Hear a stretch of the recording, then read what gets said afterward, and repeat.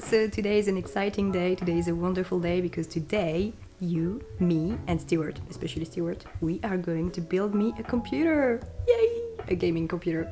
So for a little bit of context, the last computer we built was like 4 years ago in our previous flat, and we sold it recently, 6 months ago, when we went traveling. So now that we are settled down again in Scotland, I especially need a computer because I have been working with a Mac for the last 6 months and it's just not my thing. I am definitely not a Mac person. I tried, don't hate me. It's just not very user-friendly to me because I'm just so deep trapped into Windows. So here we have some computer parts. I am currently waiting for the very last computer part to be delivered. So I'm just, waiting by the door for our driver to come and deliver the graphic card. So that is the very last thing that we are missing, the graphics card. I can't wait. I'm like a child on Christmas. I cannot wait because everything is pretty much ready. So this is gonna be my working station, gaming station, however you want to call it. And this is my Mac. It's been really good boy for the past 6 months, but I think I am going to sell it as soon as I have my computer up and ready. I got those 2 monitors recently. They're really good. I got them for, can't remember the prices exactly, but it was a really post-Christmas deal, pretty good deal. We're gonna be showing you all the computer parts, and in the meantime, I'm just gonna wait at the door for the courier person to get my card. I'm so excited. Ooh! Right on time! I'm excited. Okay, on you go. Okay, going downstairs. Quickly! No. If it's not for me, I'm gonna be sad because Amazon sent me a notification saying the delivery person was around the corner, so I hope it's for me. We got it! We got the very last part! Woo! I'm excited because honestly, getting a graphic card was so hard. I didn't go for the one I wanted because it wasn't available in the market. This one is a lot cheaper, but I got really lucky. I got like the last one on Amazon. If I didn't get this one, I would have had to wait for weeks or months to get a new computer. So, ta-da! We got all the parts! Alright, it's on you now. Okay, so we have all the parts, finally, which means I get to open them with my trusty little knife. We don't trust Sophie with this knife because the last time she used this knife she hurt herself. And I'm going to start with the motherboard. We've got everything here that we need to build today.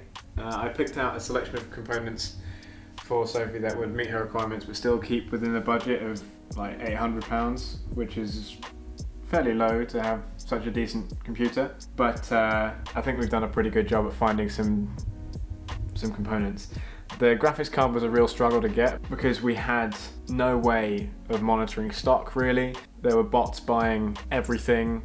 We couldn't get the kind of card that we wanted. We couldn't get a relatively new one. So we've gone for a slightly less powerful card in order to meet the requirements of getting one within a reasonable time frame. So let's get into it. We have motherboard here. Let's have a look. Fresh anti-static packaging. We've gone for a micro ATX. Micro ATX because micro ATX is cheaper than standard ATX and also cheaper than ITX, so it keeps budget without compromising much really. Yeah, I had a pretty tight budget, so overall this computer is more powerful than my previous one, even though it's cheaper because the components are obviously more recent. So yeah, good deal. This is an AMD computer. Well, I've chosen for Sophie an AMD Ryzen 5 3600 for this build. Amazing price at the moment, we got it for £180, which is really cheap for such a good processor. 6 cores, 12 threads. Not the newest processor in the world, but an amazing price and perfect for a budget-orientated machine.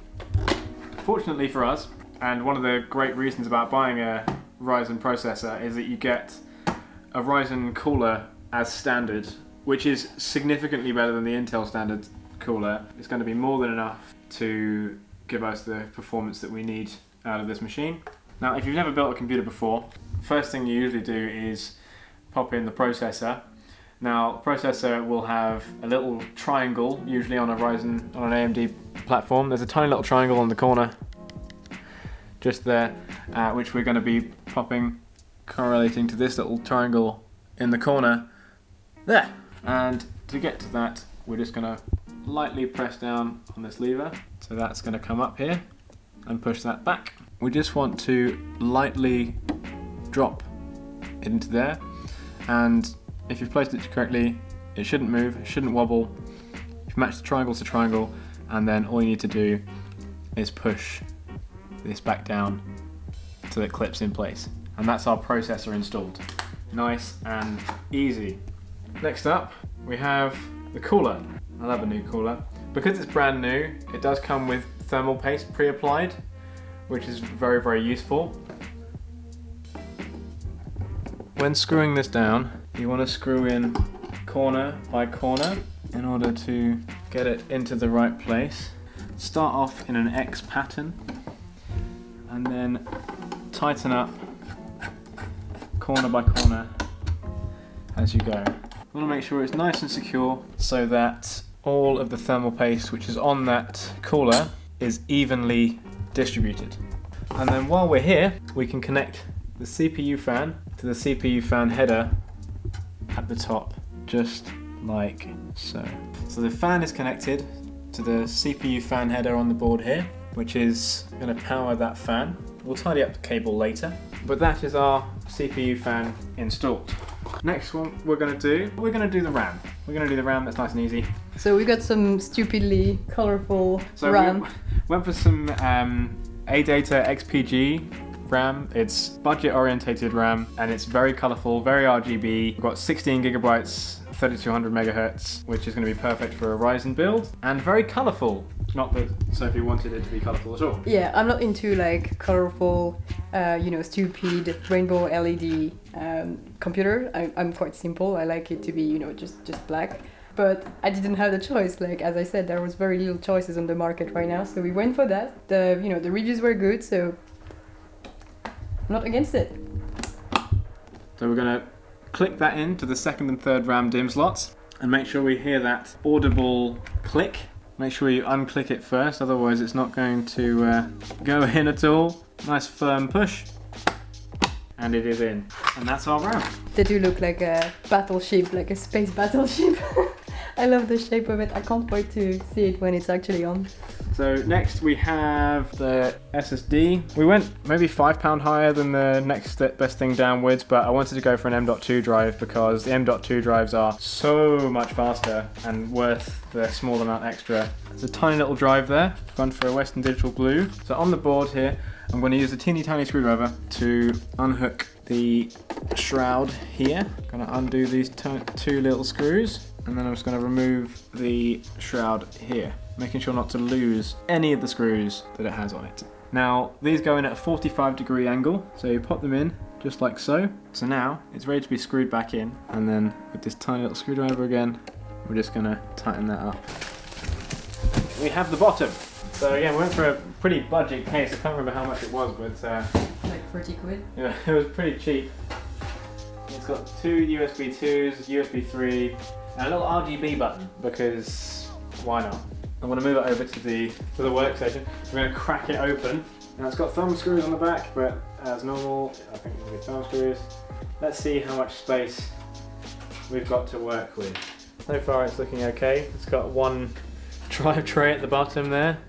Because it's budget, like, kind of bought it not really knowing how good it's going to be. So we'll have to see what happens with it. I'm going to remove my knife. Don't touch the knife.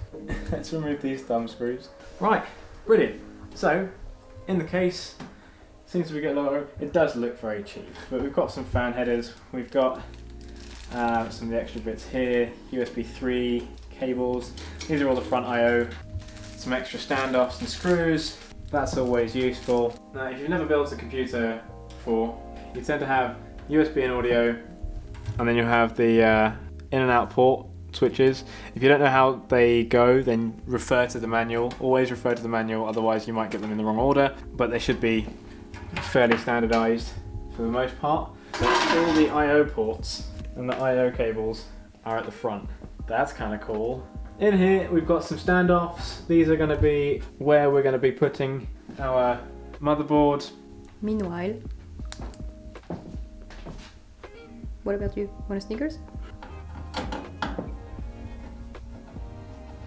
So we've put in the motherboard now. Now what I didn't realise when ordering this power supply unit is that the case supports a top-mounted power supply unit, which is a bit weird. But the reason I've gone for this particular power supply unit, other than it being partially modular, is that it comes with black cables, which is so much nicer to look at. Okay, lovely, beautiful, fantastic. What I've realised though is that the mount for it, top-mounted, it doesn't have any top ventilation.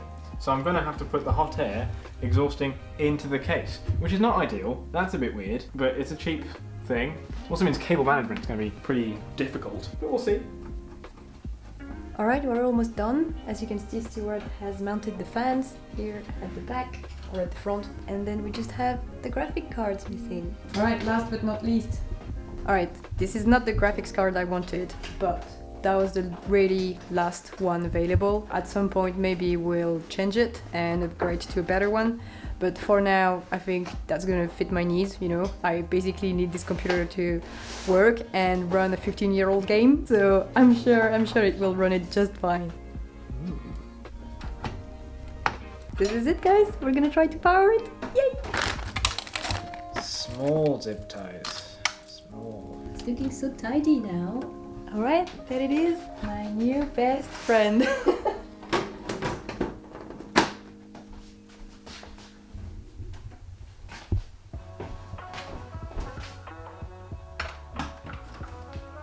want to make sure it boots.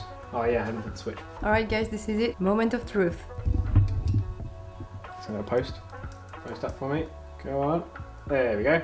Okay, cool. So we have a BIOS, which means it's working. RAM is currently running slow, so I'm going to have to enable XMP. Alright, so you're probably wondering why is it so dark now. We run into a small issue with Windows because we don't have one Windows laptop. We basically, each of us have a Mac. So we are trying to... What are we trying to do? We're trying to... I'm creating a Windows boot drive on the MacBook using Terminal. Yeah. I have the glass. Would you like to do the honours? Yes. Peel. This is the satisfying bit. Ooh. Not touching. Not touching, not touching. Okay, I need the bolts.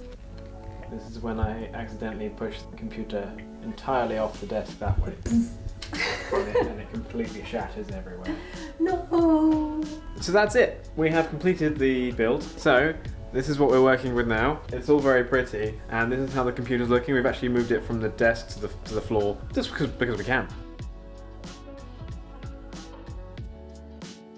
So that's it for this episode. We have had fun building Sophie's computer and setting it up and making it look all colourful, and Yes. you're going to have a lot of fun playing it. Yeah, I can't wait to try it. And yeah, we hope you enjoyed this nerdy episode, and we'll see you next week, guys. Bye! Bye.